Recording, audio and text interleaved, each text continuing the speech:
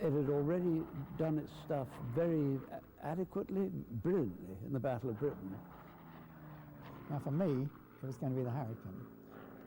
Mark you, the Hurricane did most of the work in the Battle of Britain.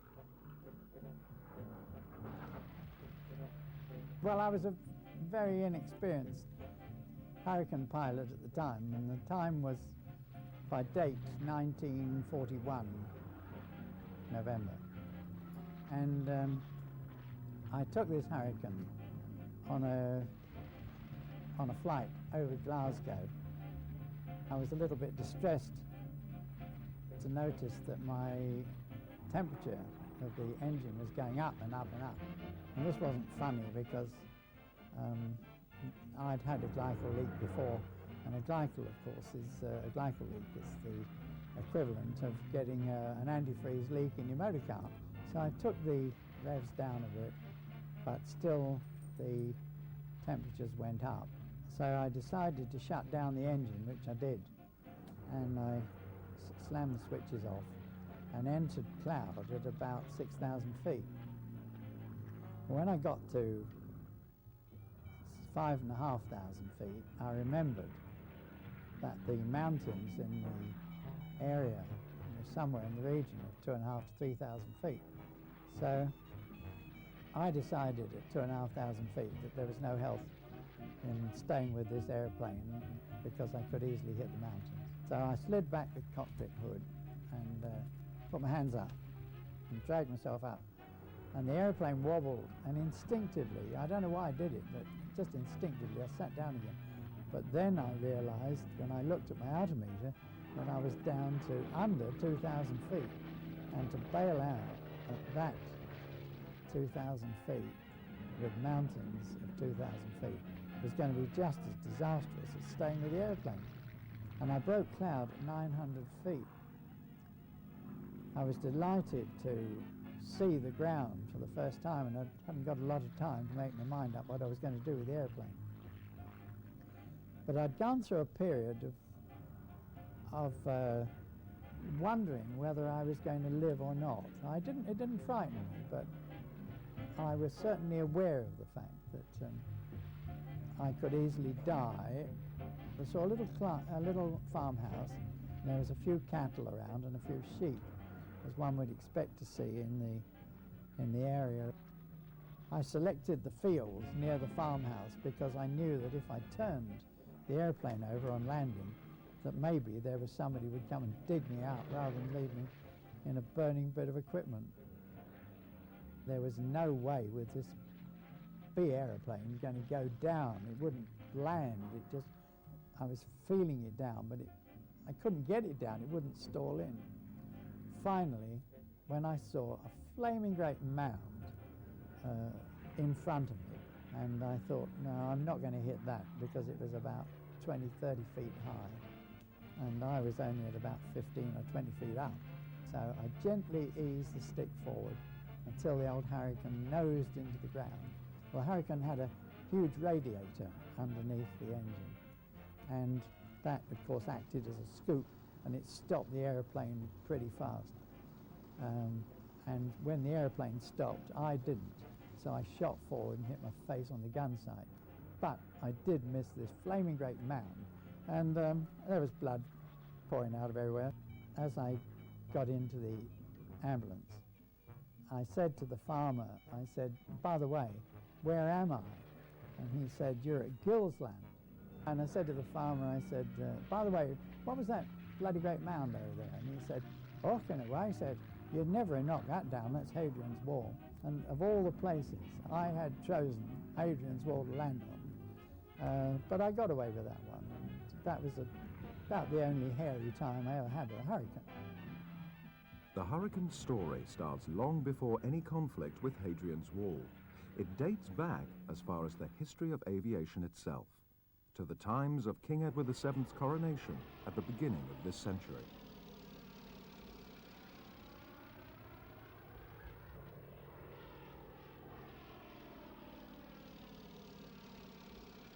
Though Kitty Hawk USA was the site for the first sustained flight, it was Europe, particularly France, that saw most of the aeroplane's early development.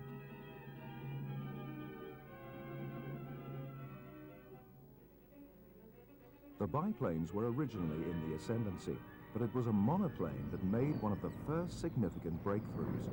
Louis Blériot took off from French soil on July the 25th, 1909, in his own Blériot 11 bis and conquered the English Channel.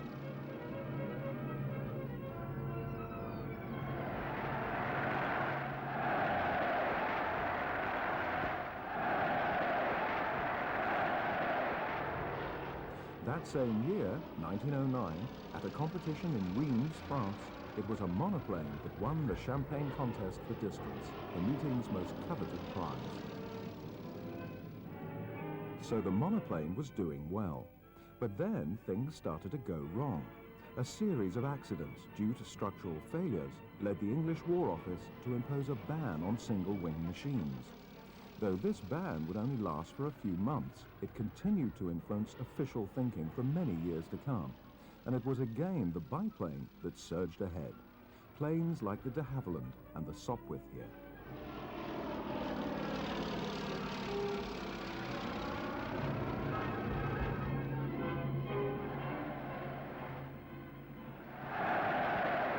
This was the situation at the outbreak of the First World War in 1914. When the freshly recruited volunteers arrived at the front in northern France, the planes overhead were, without exception, biplanes of various manufacture, whether German, French, British, or later American.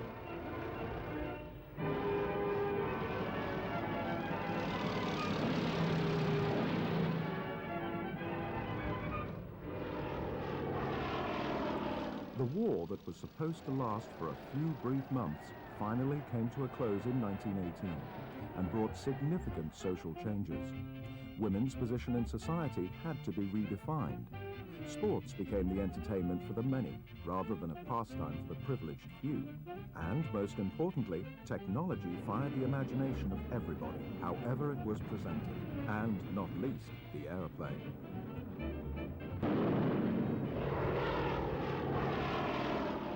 Air displays had become a popular spectator sport, and joyrides were available at virtually every one of the numerous new aerodromes being established throughout Europe.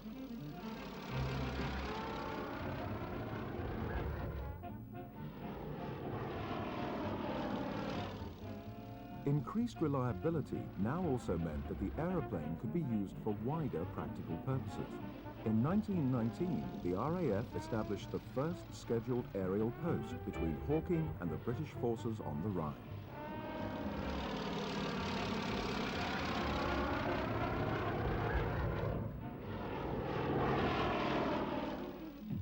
This first service was rapidly built into a larger network and formed the basis for a wider and very useful aerial postal service.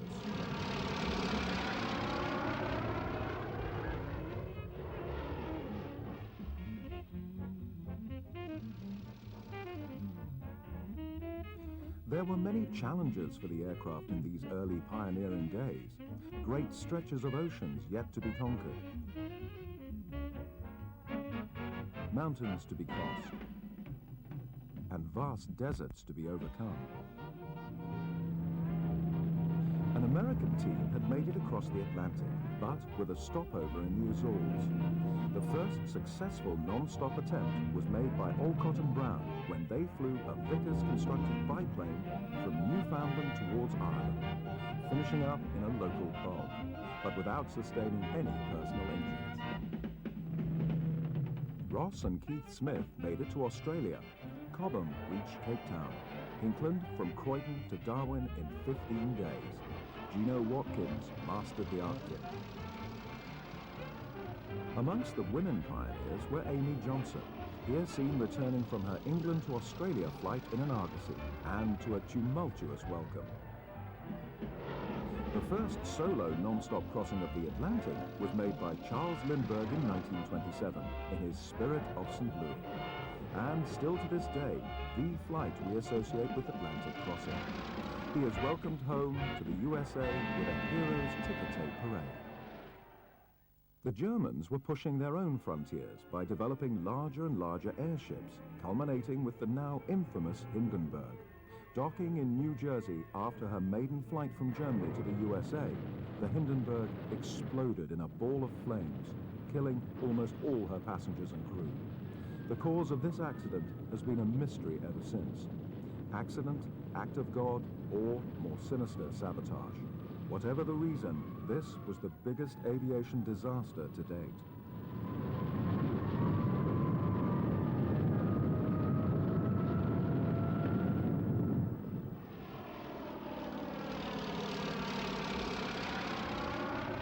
The successes and even the tragedies in aviation in the 1920s and 30s resulted in a rapid development program, though in the main within biplanes. The public's interest in aviation was unabated over those years, and thousands attended the yearly air show at Hendon in North London, where they were treated to the best aerobatics display to be seen anywhere.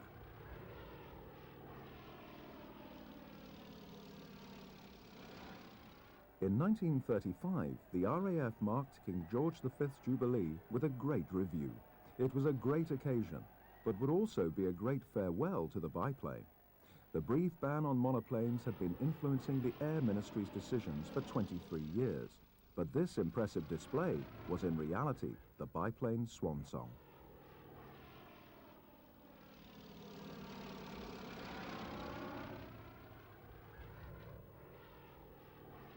A new and impressive single-wing fighter plane was waiting in the wings.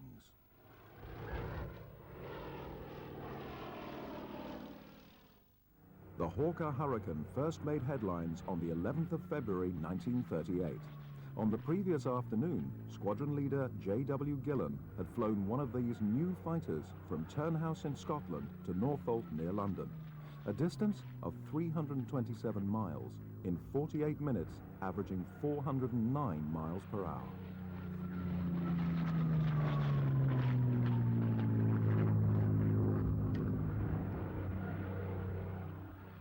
The fact that this high speed only had been achieved because of an exceptionally fast tailwind was not mentioned in any official statement. The intention was to achieve maximum publicity effect, and for two reasons. Firstly, to encourage the British people by intimating that a new and revolutionary fighter was available to defend the country. Neville Chamberlain notwithstanding, there was a real fear of war. And secondly, offsetting the recent achievement of the German Bf 109 designed by Willy Messerschmitt.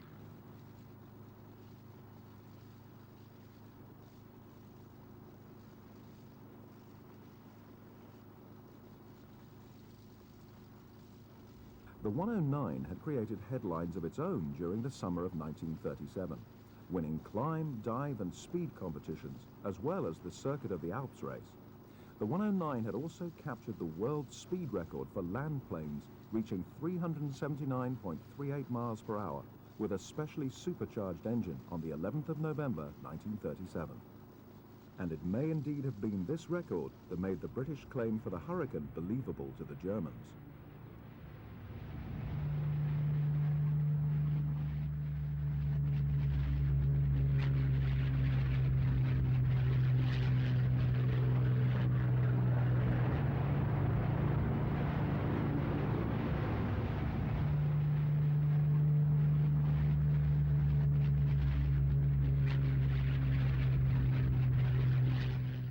The first Hurricanes had been delivered to number 111 Squadron at RAF Northolt in December 1937. But the plane's history stemmed back as far as 1933, when Hawker's chief designer, Sidney Cam, met with the Air Ministry's Directorate of Technical Development to discuss the prospect for a monoplane fighter.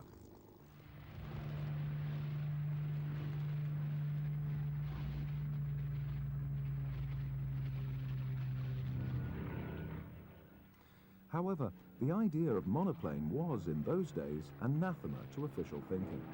Despite the success of monoplanes competing for the Schneider Trophy, and the fact that the Italian Macchi MC-72 monoplane had established a world speed record of 423.82 miles per hour.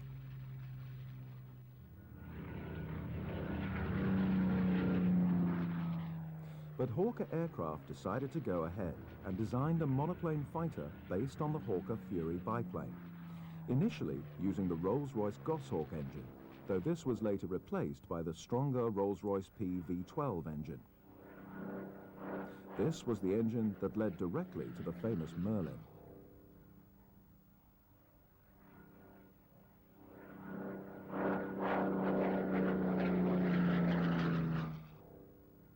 The prototype was constructed around the Air Ministry specification F-36-34 and was first flown on the 6th of November 1935. Official trials began in February 1936. The plane that took to the air then was powered by the 990 horsepower Rolls-Royce Merlin C engine, driving a two-blade fixed-pitch propeller and with fabric-covered wings and fuselage. The trials were successful, and even the most optimistic speed predictions were easily exceeded. On the 3rd of June 1936, Hawker received an initial order for 600 Hurricanes, and a new chapter in the RAF's history was launched.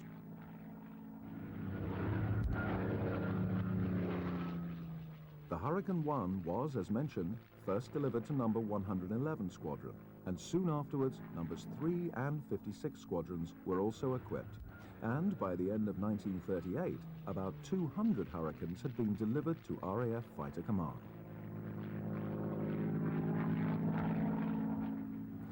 During the production run of the Hurricane 1, totaling almost 4,000 aircraft, a number of improvements were made. The two-blade propeller was replaced by a de Havilland three-blade, and the wing had been replaced by one with metal stress skin. Other improvements included the Merlin 3 engine, a bulletproof windscreen, and some armor protection for the pilot.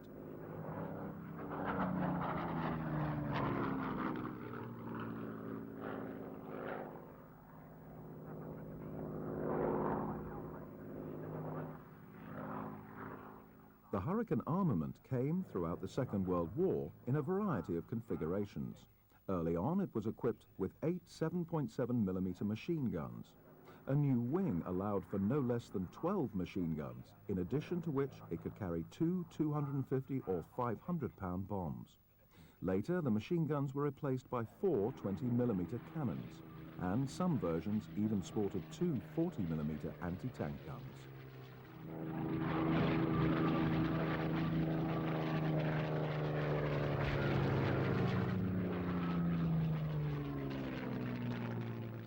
The story of the Hawker Hurricane is, as we've seen, inextricably linked to the competition between monoplanes and biplanes.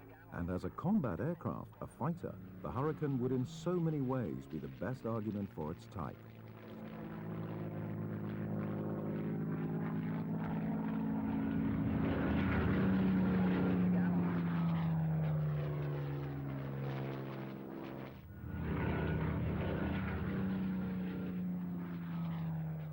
I was given a book and told to get into a Hurricane and fly it. Now most, I think, young pilots would say, well, I flew a Hurricane and it was easy. Well, for me it wasn't. And I've got proof of it because it's in my diary. On Friday, the 16th of October, 1942, I flew a Miles Master for 20 minutes, and then I pushed off in a Hurricane.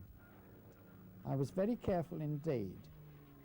I'm sure that it took me 20 minutes to even do the cockpit check, and I carried that out about 3 times. Eventually, I was ready to go. I opened the throttle and I got off okay. I fumbled and was unable to find the undercart lever. There was terrible moments. I was expecting to spin the aircraft in at any moment. The aircraft was backing about all over the bloody place. I climbed to 1,000 feet, and then I selected wheels down, found myself at 1,700 feet. I forgot my radio procedure completely. I was unable to remember my call sign, but suddenly I came across wind on my landing run. I turned into land, and it all became calm, and this airplane came in as gentle and as easy as a bird. And then I had, now at long last, a Hurricane has flown me.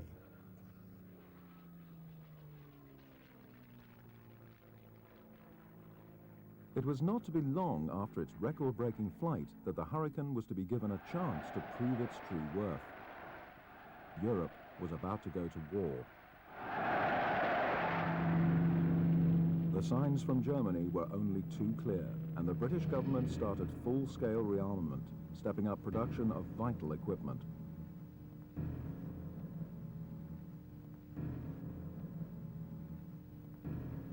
The RAF recruited and trained thousands of young men to fly their Spitfires and Hurricanes in the battles that were sure to come.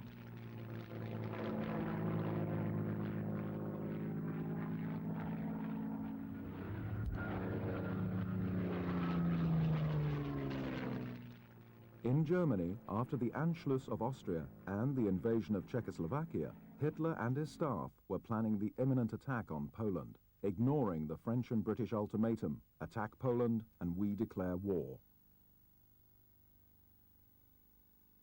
So the French and British notwithstanding, Germany launched a ferocious attack on Poland on the 1st of September 1939. And the world witnessed for the first time Blitzkrieg at its most devastating. Virtually all Polish resistance was eliminated within 6 weeks.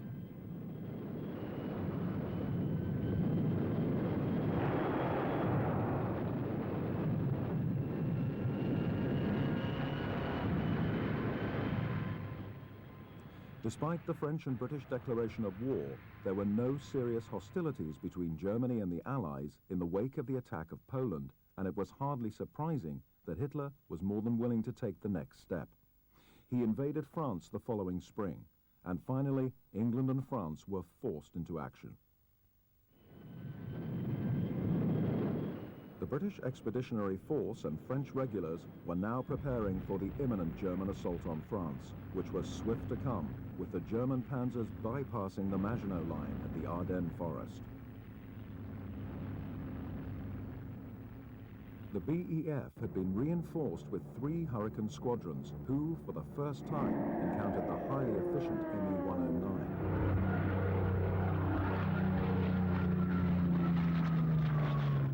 Against the 109s, well, the Hurricane, of course, was slower than the 109. It wasn't without its problems. Yes, there certainly were problems, but the Hurricanes fought valiantly and did manage to inflict some serious damage on the Luftwaffe, who had the disadvantage of very long supply lines.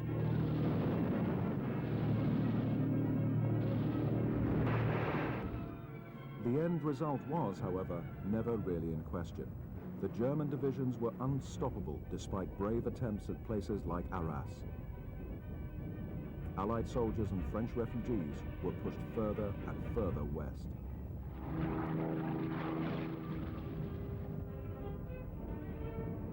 The subsequent evacuation of more than 300,000 troops from the beaches of Dunkirk was a miracle, but still a devastating defeat for the Allies.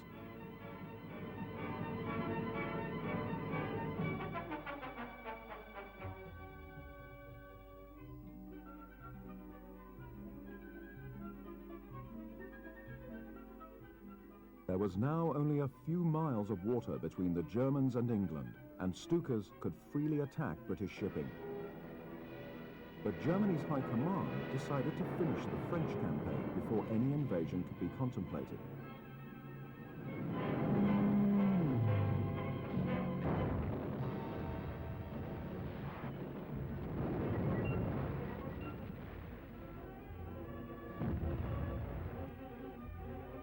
The remaining French forces did not pose any serious opposition to the German divisions, and when Paris fell, the French were faced with the humiliation of having to surrender in the very same railway carriage that only a few years earlier had witnessed the Germans signing the Versailles Treaty.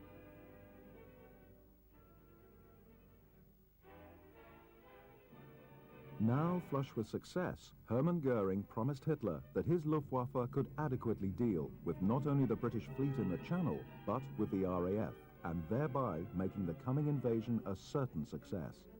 But his Stukas and even Me-109s came up against unexpected tough opposition from RAF Fighter Command. The fighting was so fierce that the area around Dover became known as Hell's Corner.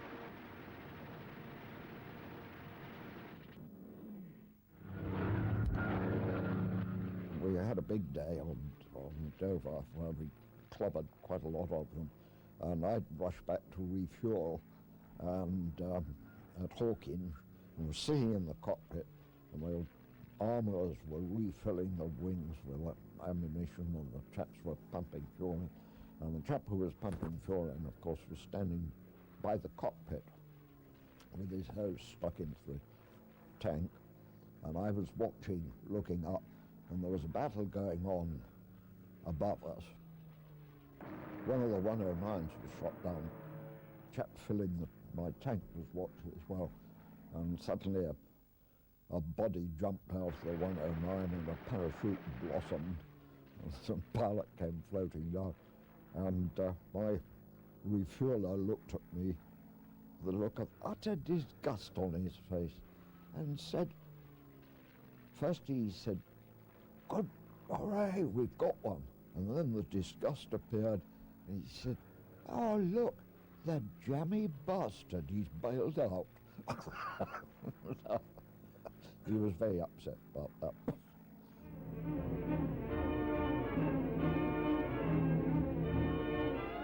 Yet again, Goering failed to read the signs. He now decided that attack on harbour installations in southern England was just what was needed. It did not work. Supplies were still coming through with little or no difficulties. Orders were now coming through from Hitler to step up efforts, and waves of bombers supported by fighter planes were launched against southern England and the military installations placed there.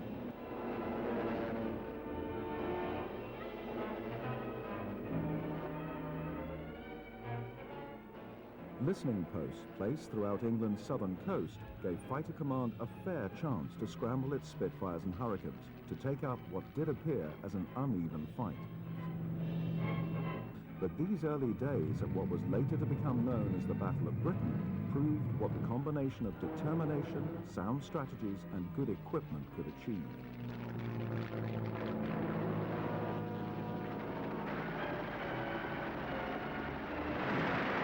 Not all strategies worked out as designed. As the faster aircraft, the Spitfires were designated to deal with the ME-109s, whilst the Hurricanes should concentrate on the bombers.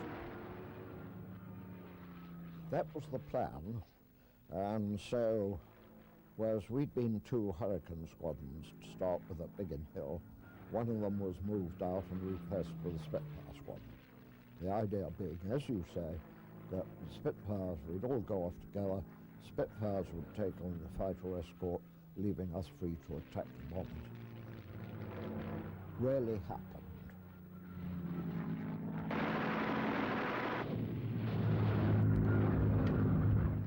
Very often, as I was getting in range of the bombers, I was being jumped by the fighters, and the Spitfires were busy mingling with the fighters, but there were enough German fighters to say, okay, we've got chaps to play with them, and we'll take on these Hurricanes.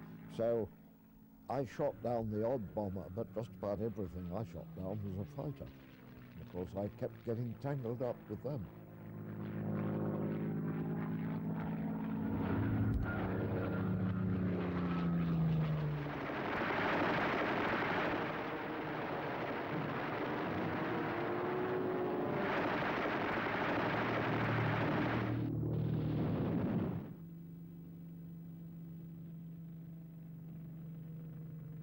One of the major targets for the German bombing raids were British airfields, but their success was limited as most planes on the ground were heavily camouflaged, and German losses kept mounting.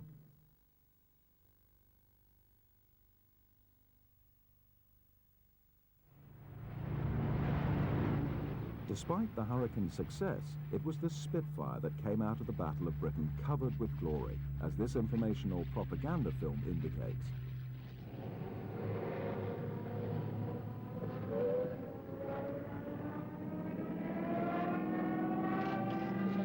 Take cover.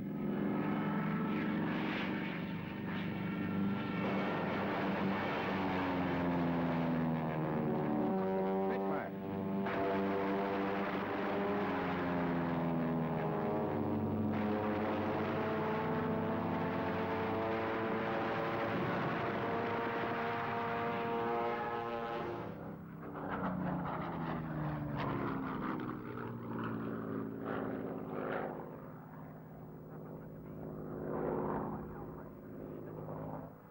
when you think about it, the Battle of Britain, the Spitfire was outnumbered 2-1 by the Hurricane. And so in effect, one would have thought that the Hurricane should have been the aircraft that came away with the highest honours. But no, the Hurricane has, if you read any sort of book or anything, the Hurricane hardly mentioned for some extraordinary reason, and yet the Spitfire comes out as the sort of saviour of the battle.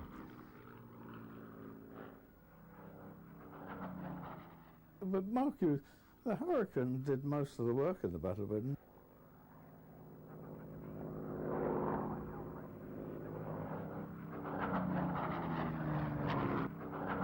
They were both superb, that goes without saying.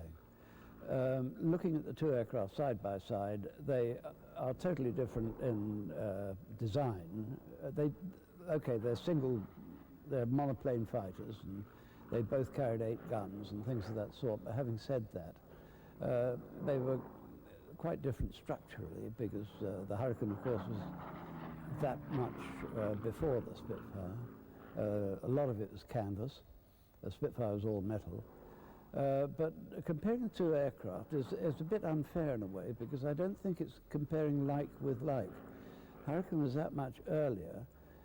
It had already done its stuff very adequately, brilliantly in the Battle of Britain, when there were 2.5 Hurricanes to every Spitfire.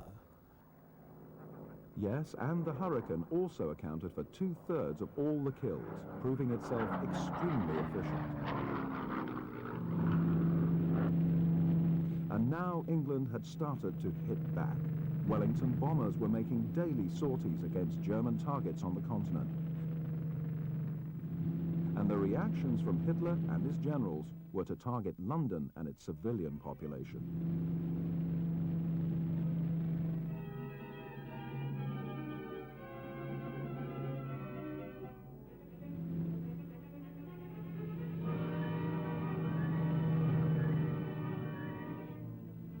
Mouth calling. Planes heard 3 miles southwest.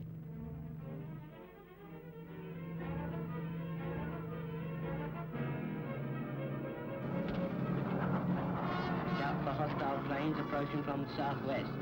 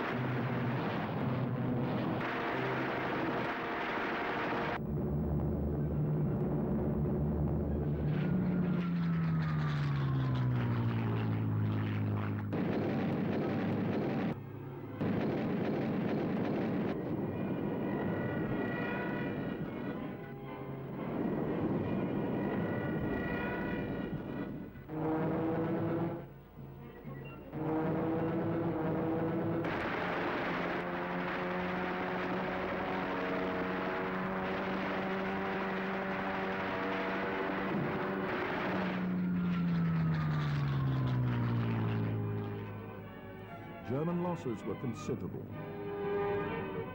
and the loss of highly trained pilots, either interned as prisoners of war or killed, was a big blow to the Luftwaffe that it never really recovered from.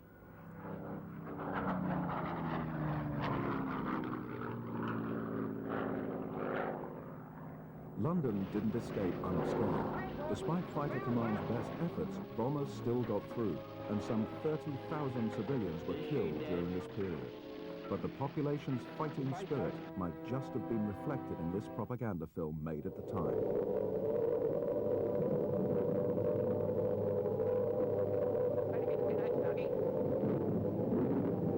Dougie, the tin hat.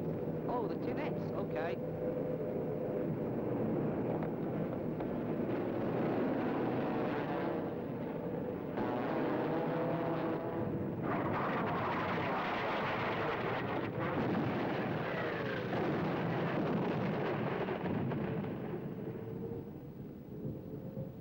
Dougie!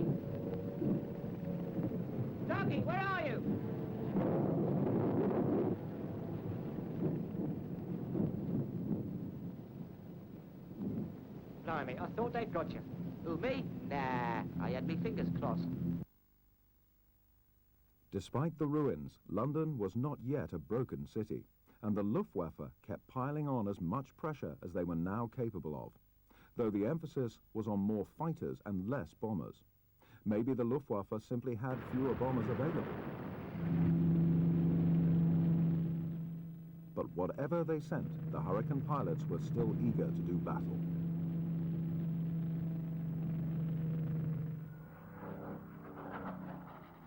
I came across, after a battle, 4 109s on their way home, on their own in a V formation, and I thought,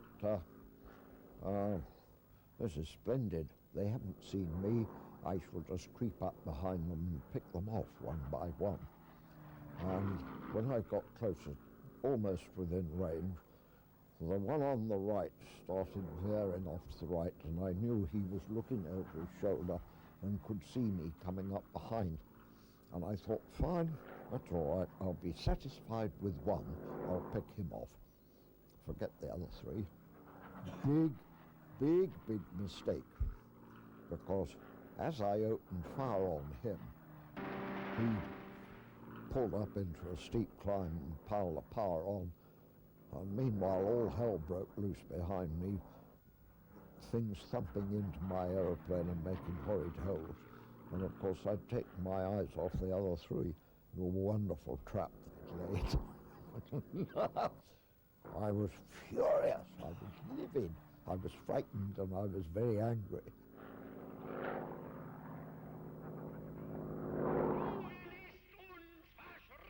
In Berlin, Hitler was still, despite the evidence, assuring the German people that the Luftwaffe was victorious in the skies over England. But things were changing rapidly. Far downswing, yes, we taxi out and take off, head up. British Lancaster bombers made their biggest bombing attack on a target within Germany, the city of Bremen. The city and vital harbour installations were devastated. Finally, some attention was removed from Fighter Command Spitfires and Hurricanes. But Goering wanted revenge for this audacity and launched an all-out attack on the city of Coventry and its civilian population. An attack reminiscent of the total destruction of Rotterdam a few months earlier.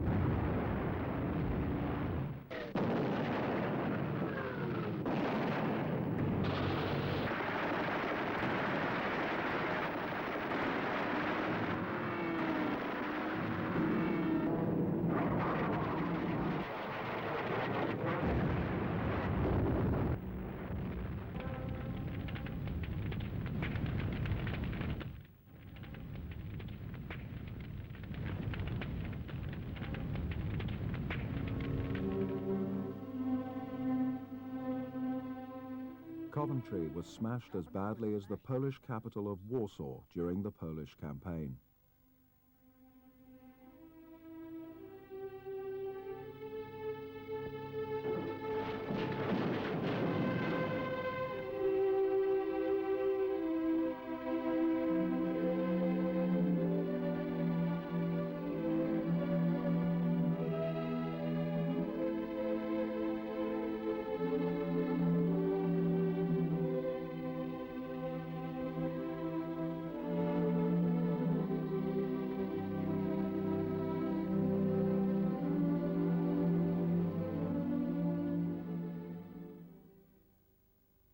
The people of Coventry dug their loved ones out of the blasted ruins, saw them to their last resting place in a common grave.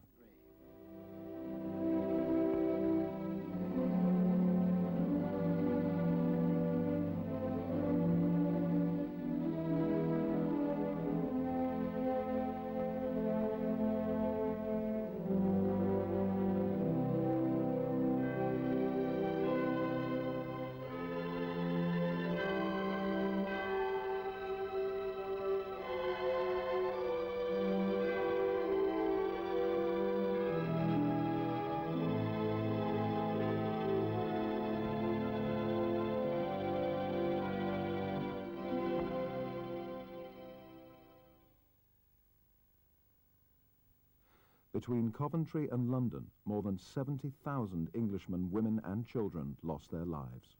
Thousands more were injured. The King and Queen visited, but the spirit of the nation was yet again represented by the common people.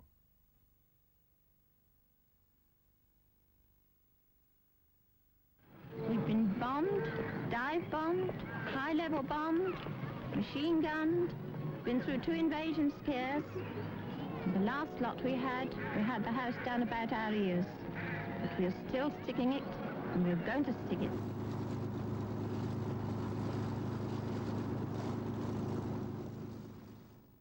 It was very much a just cause. There wasn't really any option. I had joined the Air Force as a career. No option or just cause. Events in London and Coventry and the excesses of the Nazi regime were powerful motivations for joining Fighter Command or other branches of the armed forces. Joseph Goebbels' successful propaganda against German Jews, dating back to the early days of the Nazi administration, was known throughout Europe and viewed with increased distaste. But what was to follow could not easily be believed, let alone understood.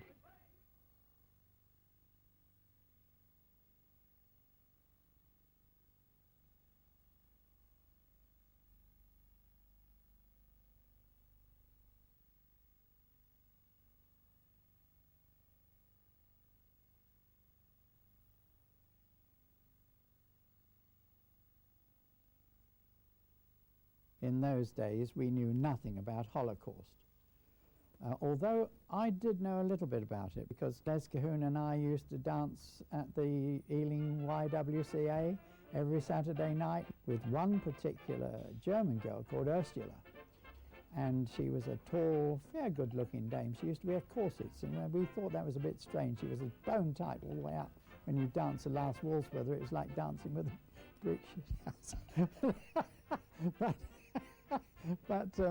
But really, she was a lovely girl, and we knew something of the troubles and trials that the German Jewesses and Jews had had.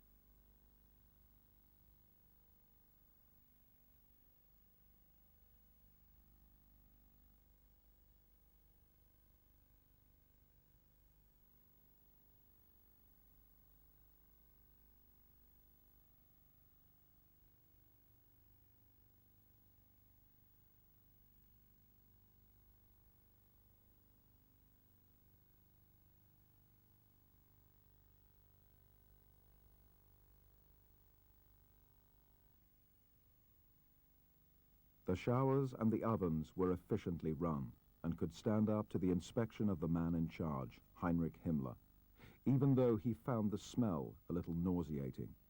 There is no describing this human suffering. It is beyond both our intellectual and emotional comprehension. Adolf Eichmann knew this when he claimed that the world would be outraged if it became known that 3 children had been gassed, but if you gassed 3,000, you could get away with it. It was just too unbelievable if sanity had to be preserved.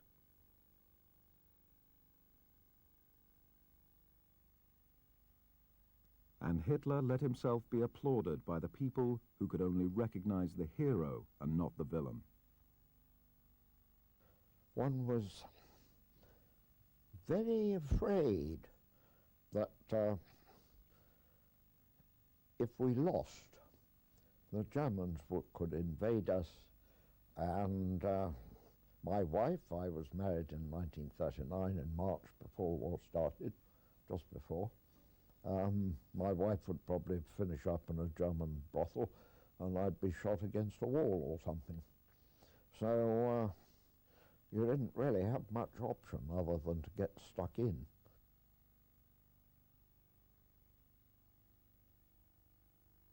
Oil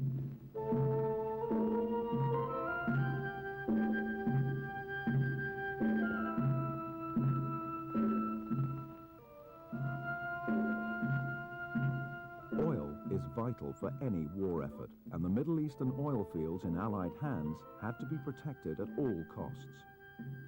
The task for the British 7th Army, later to become known as the Desert Rats. The first hostilities were instigated by General Graziani's Italian forces, but they were easily dealt with by the British, though they were relying on outdated equipment, including ancient biplanes. Most of the Italians were taken prisoner, a long time before they could get within sight of the mosques of Cairo. It was a far more significant confrontation when Rommel's Africa Corps faced Montgomery's Desert Rats at the battles of El Alamein. Though often seen as predominantly a tank battle, air power played an important role on both sides. So I went back on another ship to West Africa and then flew across from Takoradi in West Africa to Khartoum, up the Nile, a bit like Peter Ustinov, and then up to Cairo, where I converted onto Hurricanes. That was something of a surprise, but there were very few Spitfires in North Africa, or the desert as that was. It was indeed the Hurricane that did most of the air cover from the El Alamein through to the final victory in Tunisia. I joined the front line part of the squadron, and we started moving westwards at the time of El Alamein. The role of the Hurricane had changed by now. It still did interception of bombers, but it also performed the role of a very efficient tank buster.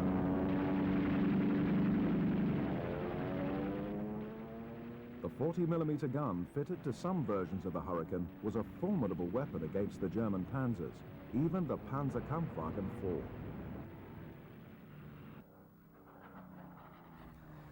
That went on all the way up through the desert, through Tripoli and beyond Gabes, Monastir, up to Tunis. And it was at Tunis that the Germans made their last stand in North Africa. During this campaign, many Hurricanes were used as night fighters and against German transport planes attempting to bring supplies and reinforcements to the remains of the Deutsche Afrika Korps.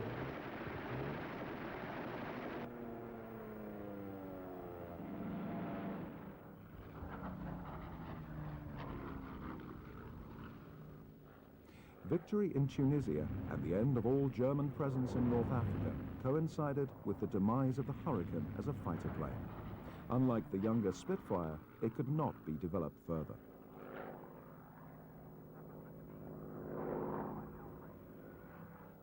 Despite its obvious limitations, the Hurricane continued in service through to the end of the war and beyond, but in a different capacity. Besides being successful against tanks, both against the Germans in North Africa and against the Japanese in Burma, it was also the first Allied aircraft to be fitted with air-to-ground rockets, something that resulted in a newspaper headline claiming that the Hurricane packed a punch equivalent to the broadside of a destroyer.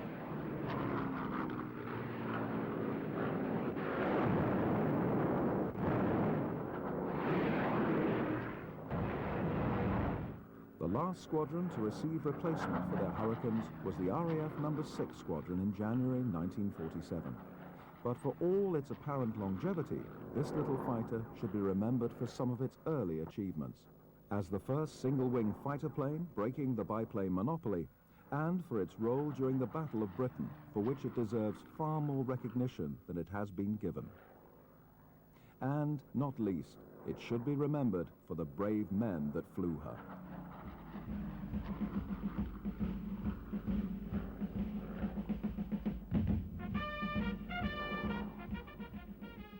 And lots of chaps were killed. And his name does appear on the Runnymede Memorial, where there's another 20,000 names of aircrew with no known grave. When you're 18, the whole of life lies ahead of you, whatever job you're doing. And I suddenly looked round to my left and saw this 109 just out of my wingtip virtually, which gave me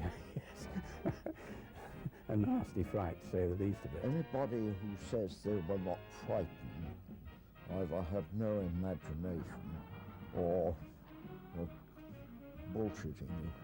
I think everybody got frightened and terrified at the time.